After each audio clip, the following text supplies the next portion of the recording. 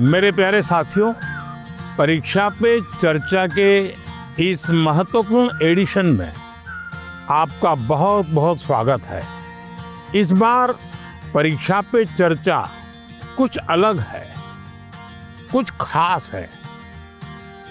बहुत सारे स्टूडेंट्स ने मुझे ये सजेशन भेजा था कि देश के अलग अलग हिस्सों में भी परीक्षा पे चर्चा होनी चाहिए।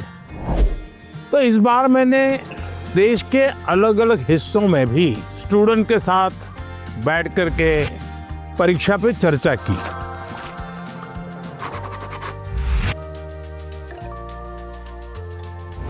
इस स्पेशल एपिसोड में आप यही देखने जा रहे हैं। परीक्षा पे चर्चा का हमारा सफर अष्टलक्ष्मी यानी नॉर्थ ईस्ट भी पहुंचा और गुवाहाटी में परीक्षा पे चर्चा, और वो भी ब्रह्मपुत्रा के उस बहते हुए प्रवाह के बीच मजे से सैर करते करते चर्चा भी चलती रही।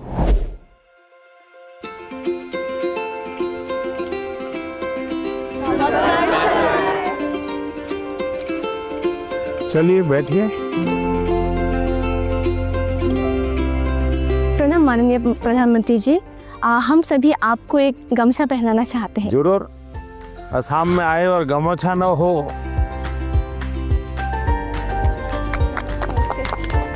वाह, तो आप लोग तो पहनते नहीं हैं। ये स्पेशली आपके लिए लाए। कब पहनते? आप लोगों में से पहले इस प्रकार से बोट में ब्रह्मपुत्रा की यात्रा की ऐसे कितने लोग? नहीं सर, नहीं किया? नहीं सर। अच्छा, सर पहली बार कर रहे हैं? Yes sir. उनका जो प्रेजेंस है ना, वो बहुत ही कामिंग है, लाइक रिलैक्स जैसा लग गया। बैठे रहने पर जो एंजाइटी होती है सब निकल गया। उनके साथ एक साथ बहुत बातें की फिर हमने। अच्छा, आप लोगों ने परीक्षा पे चर्चा कार्यक्रम पहले कभी देखा है टीवी पर? हाँ सर।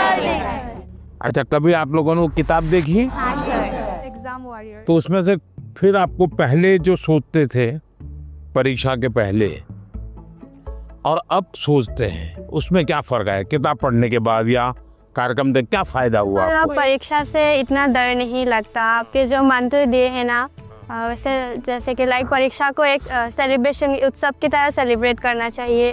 तो अब थोड़ा थोड़ा परीक्षा की तरफ से मतलब डर कम रहा है। पर लेकिन डर तो घर के लोग डराते हैं ना। हाँ सर।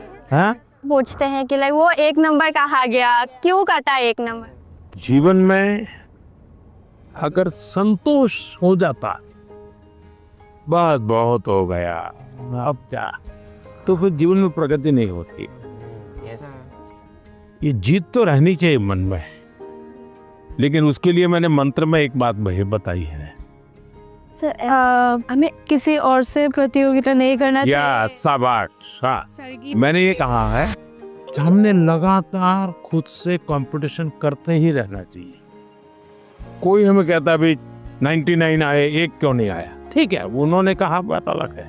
लेकिन खुद को भी पूछना चाहिए कि मेरे जीवन में ये बदलाव क्यों आया, ये कमी क्यों रही, क्या कारण था?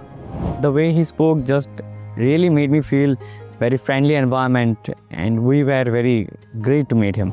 अच्छा, आपके मन में कुछ सवाल होंगे तो जरूर पूछिए। मेरा आपसे यह प्रश्न है कि मैंने सुना है कि आप अपने रोज़मर्रा की ज़िंदगी में एक पर्टिकुलर डाइट हेल्दी रहने के लिए फॉलो करके चलते हैं। तो हम छात्र ऐसा कौन सा मैजिकल डाइट फॉलो करके चले जिससे कि हम एनर्जाइज्ड और फोकस रह पाए और हमारा सबसे बेहतर प्रदर्शन आ पाए परीक्षाओं में? हकीकत ये है कि मेरा कोई डाइट का सिस्टम ही नहीं है, क्योंकि मैं पहले अलग अलग परिवारों में भोजन करता था, तो इतना ही रहता था कि मैं वेजिटेरियन हूँ तो वेजिटेरियन खाऊंगा।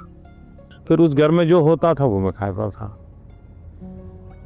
दूसरा, मुझे खुद को कभी पकाना पड़ता था, कभी खिचड़ी पका देता था।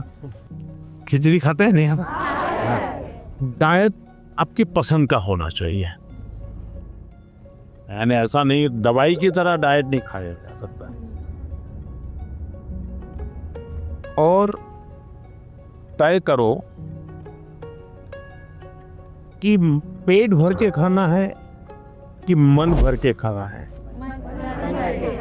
और ज्यादातर लोगों के क्या होता, वो पेट मना न करे तब तक खाते रहे हैं? अनाज जो है पेट भर के खाते हैं, लेकिन सांस सीना भर के नहीं लेते हैं। यहां उल्टा करना चाहिए। दिन में जब भी मौका मिले एकदम शरीर भर जाए इतना सांस लेना चाहिए। हो सके तो कुछ पल उसको रोकना चाहिए और फिर धीरे से निकालना चाहिए।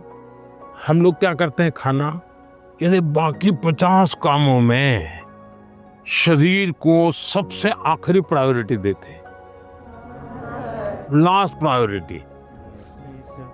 अच्छा, आप में से कितने लोग हैं जिन्होंने नियम बनाया कि हम सूर्योदय देखेंगे या नहीं देखेंगे?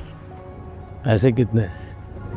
सनराइज, ये शरीर को ये चीजें एक ताजगी देती हैं, एक एनर्जी देती हैं। इनको हमने आदत बनाई है। शरीर को सबसे पहले प्रायोरिटी दिलाती है। हो सके तो डिसिप्लिन होना चाहिए। ऐसा नहीं कभी मन कर गया तो 3 बजे खाया, कभी मन कर गया तो 10 बजे खाया, तो कभी रात में। ऐसा हर चीज को एंजॉय करो, हर चीज को एंजॉय करो। आपको देखिए उसका एक बड़ा टेस्ट, मजा आएगा। फिर आपको ज्यादा पेट भरने, मन भर लिया तो शरीर को अपने आप फायदा होने लग जाएगा। It was a brilliant answer in fact in my opinion. उन्होंने कहा था कि हमें पेट भर के नहीं मन भर के खाना चाहिए। एंड काफ़ी अच्छी बातें बताई कि जो मन में आता है वही खाओ, बस संतुलन में और अनुशासन में रह के खाना चाहिए। सर, अक्सर हमारे माता पिता हमारे दोस्तों के साथ हमारी तुलना करते हैं, परंतु उससे ज़्यादा दबाव हम पर तब पड़ता है जब हमारे अपने घर वालों या भाई बहनों से तुलना की जाती है। तो ऐसी परिस्थिति में हमें क्या करना चाहिए? मान लीजिए कह दिया पिताजी ने कि देख तेरी बहन के अक्षर कितने बढ़िया है, उसके हैंडराइटिंग कितने अक्षर है, तो अच्छा व्यक्ति क्या कहेगा? उस बहन को कहेगा बहन मुझे सिखाओ ना, मैं कैसे हैंडराइटिंग अच्छा बनाऊं। दूसरा क्या करेगा? बस ये माँ पापा माँ को बहन ही अच्छी लगती है, उसके हैंडराइटिंग अच्छे लगते, मैं इतनी मेहनत कर रहा हूँ देखते नहीं है। अगर परिवार में भी किसी एक की अच्छाई की बात होती है तो हमने उस भाई या उस बहन से उसकी अच्छाइयों को सीखने का प्रयास करना चाहिए और पिता माता को कहना चाहिए कि आपने अच्छी बात बताई है, ये चीज मेरे में नहीं है, मुझे बताइए मैं कैसे इसको तैयार करूं। तो पिता माता का आपकी तरफ देखने का दूसरों, देखिए ये बुरा नहीं मानता है, ये इसमें से सीखने का प्रयास करता है। कंपैरिजन से माँ बाप ने बचना चाहिए और मैं हर माँ बाप से कहता हूँ कि कृपा करके आप परिवार में किसी के सामने उतनी तारीफ न करें ताकि बच्चे की आदत खराब हो जाए। इतनी तारीफ न करें एक बच्चे की कि दूसरे बच्चे को लगे कि देखो हर बार ये तो इसकी बात दुनिया में बताते रहते, मेरी में बताते नहीं। परिवार में अगर निकट हमसे कोई ज्यादा अच्छा है, हमें मनोमन उसको गुरु मान लेना चाहिए। उसको पता नहीं होना चाहिए कि आप उसको गुरु मानते हैं। अब उसको कहना चाहिए यार तुम बैडमिंटन बहुत बढ़िया खेलते हो, मेरी गलती क्या होती है मुझे सिखाओ, तो वो भी अपने आप को बड़ा नहीं मानेगा। वो कहेगा यार ये मेरे से सीखना चाहता है, वो अपने को बराबर ही मानेगा। नर्वसनेस तो ऑब्वियसली थी ही, पर साथ में बहुत उत्साहित भी फील हो रहा था, बहुत खुशी हो रही थी कि मैं मोदी जी से मिलने वाली हूँ। मतलब मुझे लगा नहीं था ऐसा मेरे साथ कभी होगा, पर जब हुआ तो बहुत ही खुशी हुई। अक्सर छात्रों को स्टेज में या फिर लोगों के सामने बात करने में तकलीफ होती है। इसमें आत्मविश्वास बढ़ाने के लिए आप हमें क्या सलाह देना चाहेंगे? तो आप अगर उनको सलाह देनी है तो क्या दोगे? हाँ, आइए मेरे पास, आगे आगे सब लोग आइए। अगर किसी को 1 2 3 में कहना है तो कैसा? सर, आत्मविश्वास रखना चाहिए। हाँ, ये आत्मविश्वास जो है ना, उसमें 2 शब्द है। 2 शब्द कौन कौन से? जिसका अपने आप पर विश्वास है उसको कभी डर नहीं लगता। आपको अपने पर विश्वास है क्या? अगर खुद पर विश्वास है तो आप हर चीज को पार कर सकते हैं। जिसको खुद पर विश्वास होता है करता क्या है? पूरी परिस्थिति का मनोमन अध्ययन करता है। आपने स्वामी विवेकानंद जी का ने एक चिट्ठी लिखी थी जब शिकागो में उनका भाषण हुआ, जो बहुत प्रसिद्ध भाषण है और विवेकानंद जी की बहुत तारीफ भी होती है। लेकिन उन्होंने अपने एक शिष्य को चिट्ठी लिखी कि जब मुझे शिकागो में बोलना था, मैं बहुत नर्वस हो गया कि दुनिया के इतने बड़े बड़े विद्वान, आयु में इतने बड़े बड़े लोग, इतने तपस्वी लोग, मैं क्या बोलूंगा। तो उन्होंने उसको लिखा मैं बहुत था। और फिर बोले, मैंने मन में माँ सरस्वती को याद किया और माँ सरस्वती को मैंने कहा कि माँ, मुझ में जितनी शक्ति है उसको जगा दो। जो कुछ मैं सीखा हूं वो एक साथ मेरे जुबा पे आ जाए। बोले मैंने ऐसी प्रार्थना की और मैं गया मंच पे। और जब मैंने sisters and brothers of America ऐसा कहता ही 2 मिनट तक तालियां बजती रही। बस वो एक टर्निंग पॉइंट बन गया। विश्वास आ गया। नहीं नहीं नहीं, मैं सोचता था वैसा मैं नहीं हूं, मेरे भीतर तो कुछ है। आत्मविश्वास आ गया। तो हर एक के जीवन में आज कितने ही अच्छे वक्ता क्यों न हो, कितने ही बड़ा अच्छे खिलाड़ी, आपने देखा होगा क्या सचिन तेंदुलकर कभी 0 से आउट नहीं हुए क्या? होता है तो वो सर पकड़ के बैठ गए क्या? उन्होंने अपनी देखा होगा, हाँ यार वो बॉलर ने बड़ी कमाल कर दी, उसने ऐसा कर दिया, उसने ऐसा कर दिया। इसका मतलब हुआ हम जो स्थिति है उसको ऑब्जर्व करें, सिचुएशन को एक बार अंदाज कर लेना चाहिए। ऐसा हुआ था, अब देखना आपको लगेगा हाँ अरे ठीक है मैं कर लूंगा। जो आत्मविश्वास शब्द है ना, उसको सच्चे अर्थ में जीवन में समझना चाहिए। आत्मा की बात, खुद की बात है, कोई ठीक नहीं करता है, हमें ही करना होता है। बहुत ओपन एनवायरनमेंट क्रिएट किया उन्होंने और इसलिए बहुत अच्छा लगा। मेरा आपसे ये सवाल है कि आजकल के नए ज़माने में AI और टेक्नोलॉजी बहुत बढ़ चुकी है, तो छात्रों को अगले 10 साल तक रिलेवेंट रहने के लिए कौन सा करियर पाथ चुनना चाहिए? ये आपकी चिंता बहुत स्वाभाविक है और शायद हर बच्चे के मन में चिंता है और हर माँ बाप के मन में भी चिंता है।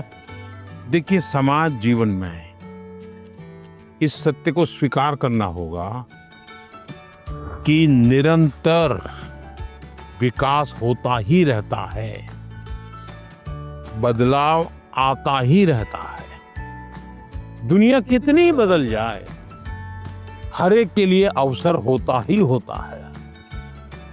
मैंने अभी एक भाषण किया था, फ्रांस में मेरा कार्यक्रम था, AI समिट थी। मैंने कहा इतना बड़ा AI की लोग चर्चा करते हैं और AI को जो कहें वो काम कर देता है, लेकिन मैंने कहा आप ट्राई कीजिए AI को बाएं हाथ से पेंटिंग बनाएं। तो उस दिन सबने ट्राई किया मेरे भाषण सुनने के बाद, और AI बाएं हाथ से पेंटिंग नहीं बना पा रहा था। क्यों? क्यों? तो AI की वो ट्रेनिंग ही नहीं हुई थी, कि ट्रेनिंग ही नहीं हुई। इसका मतलब है उसको ट्रेन करने वाला कोई व्यक्ति है। इसका मतलब हुआ कि AI से भी ताकतवर आपका अपना खुद का सामर्थ्य है। जब सर आए तो बहुत खुशी हुई, तो पहली बार मैं यहाँ पे आई हूँ तो थोड़ा सा डर भी लगा। फिर सर ने हम सबको बोला कि सबके साथ बहुत अच्छे से बात की, तो मुझे बहुत खुशी हुई, तब मुझे नर्वस फील नहीं हुआ था। सर मेरा आपसे यह प्रश्न था कि कई बार जब हम विद्यार्थी रिवीजन करने चलते हैं तब हम कंफ्यूज हो जाते हैं और हमारे ऊपर दबाव और बढ़ जाता है। क्या आप कुछ स्मार्ट रिवीजन की टेक्निक्स बता सकते हैं? रिवीजन करने का मतलब होता है कि हमें और अधिक वाइज बनना है। हाँ। आप अंताक्षरी खेलते हैं कभी? क्या कभी अंताक्षरी की पहले आपको गाने और भजन याद होते हैं क्या? नहीं सर। लेकिन अंताक्षरी करते थे कैसा याद आने लगता है? माँ आया तो तुरंत याद आ जाता है, ता आया तो तुरंत याद आता है कि नहीं आता? आप तो कोई संगीतकार नहीं है, आप गायक नहीं है। जब स्पर्धा होती है ना तो भीतर से ऊर्जा पैदा हो जाती है। वैसे ही आप सब्जेक्ट की स्पर्धा कर सकते हैं दोस्तों के बीच में। अच्छा भाई बताओ, ये सवाल है, किस साल का है बोलो। वो बोलेगा रिवीजन हो गया कि नहीं। इतिहास की एक घटना है, बताइए किस शहर की है, रिवीजन हो गया कि नहीं हो गया। तो ऐसे जैसे अंताक्षरी खेलते हैं ना, वैसे कभी हमारे सिलेबस का इस प्रकार का क्वेश्चन आंसर करने का दोस्तों में आदत डालनी चाहिए। बहुत ही अच्छा एक्सपीरियंस था, चारों तरफ एकदम सीरीन ग्रीनरी है। Were on a boat on Brahmaputra, it was a very nice experience. मेरा प्रश्न ये है, कभी मतलब छात्रों का कभी कभी अपने परिवार के साथ, अपने भाई बहनों के साथ मनमुटाव हो जाता है, फिर मतलब एक घर में अस्वस्थ वातावरण का सृष्टि होता है। इस अस्वस्थ वातावरण में अपने पढ़ाई को कैसे अच्छे से पढ़ाई का ध्यान कैसे अच्छे से रख सकते हैं? घर में जब खुलापन नहीं होता है, हंसी मजाक नहीं होती है, मन की दुख दर्द कह नहीं देते, तो फिर इकट्ठा होता रहता है। फिर रूठ करके हम कमर में बंद हो जाते हैं, फिर कह देते मैं खाना नहीं खाऊंगा। तो इन सारी चीज़ों का तनाव पैदा। तो माँ बाप का भी दायित्व है कि परीक्षा हो और नो परीक्षा, घर का वातावरण खुशहाल रखने का प्रयास करना चाहिए। एक आध बच्चा होता है, कितना ही तनाव हो ना, एकदम से हंसी मजाक वाली जोक सुना दे, तो कभी क्या हम सोचे कि मैं ये रोल करूं मेरे घर में, मैं मेरे घर में तनाव होने नहीं दूं। सर हमारे पास आए, सबसे बात किया, सबके आंखों में देख के सबसे कुछ ना कुछ पूछा, तो बहुत अच्छे लगे। सर बहुत ही फ्रेंडली थे। मैं आपके सामने गाना प्रस्तुत करना चाहूँगी। हाँ, गाना सुनाओगी? हाँ, डॉक्टर भूपेन हाजरिका का। अरे वाह, बताइए।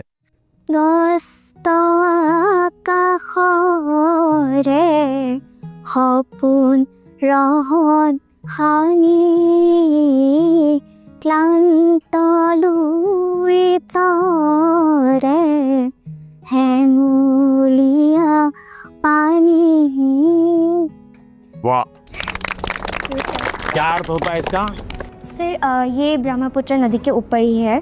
जिस तरह सूर्योदय होता है और जैसे जैसे वो सूर्यास्त हो जाता है, उस जो सूर्यास्त का जो रंग हो जाता है उस वक्त आसमान में, वो जब आपके इस नदी में गिरता है तो ऐसा लगता है जैसे कि सदियों से छल रहा है ये नदी, और कालों से छल छल के आज ये थक चुका है और अब ये चाहता है कि नहीं और नहीं हो सकता। नमस्कार सर, मैं कविता वाचन करना चाहती।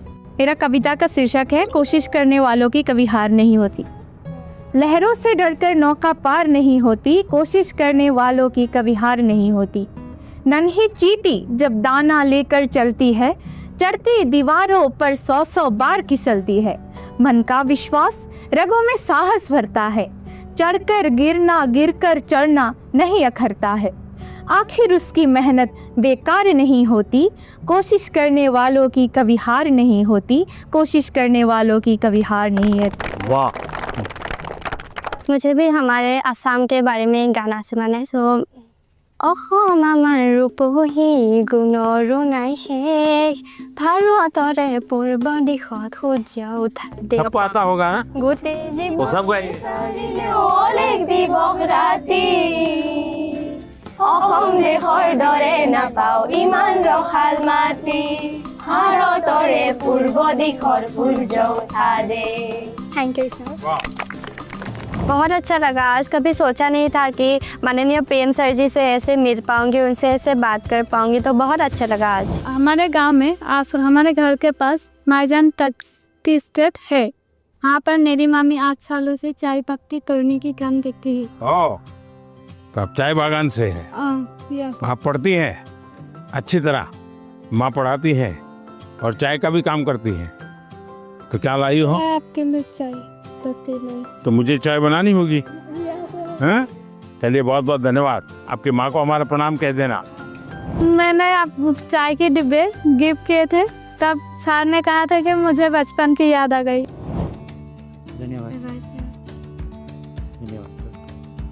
धन्यवाद सर। देखिए, आपके असम की हैं ये। मुझे लगा तो नहीं था कि सर हम सबको चॉकलेट देंगे, बट जब सबको चॉकलेट दिया ना तो मुझे बहुत खुशी हुई और चॉकलेट खाने का मन भी नहीं कर रहा है। I will remember it as one of the best days of my life.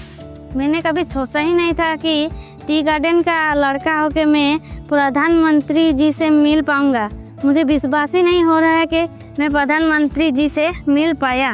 इतना जनरेशन गैप होने के बाद भी जब वो हमारे बातों को समझते हैं, मतलब बहुत अच्छा लगा। आपने देखा कि कैसे एग्जाम की बात तो हुई ही, साथ ही लोकल संगीत, असम की चाय, वो भी परीक्षा पे चर्चा का यादगार हिस्सा बन गई। परीक्षा एक ऐसा अवसर है और परीक्षा के लिए हेल्दी कंपटीशन की भावना हमारी तैयारी को और बेहतरीन बनाती है। इन सभी चर्चाओं में स्थान अलग अलग थे, स्टूडेंट्स अलग अलग थे, अनुभव अलग थे, लेकिन हर चर्चा का उद्देश्य एक ही था, हर स्टूडेंट को सुनना, समझना और साथ मिलकर कुछ न कुछ सीखना। आप सभी को मेरी बहुत बहुत शुभकामनाएं, बहुत बहुत धन्यवाद।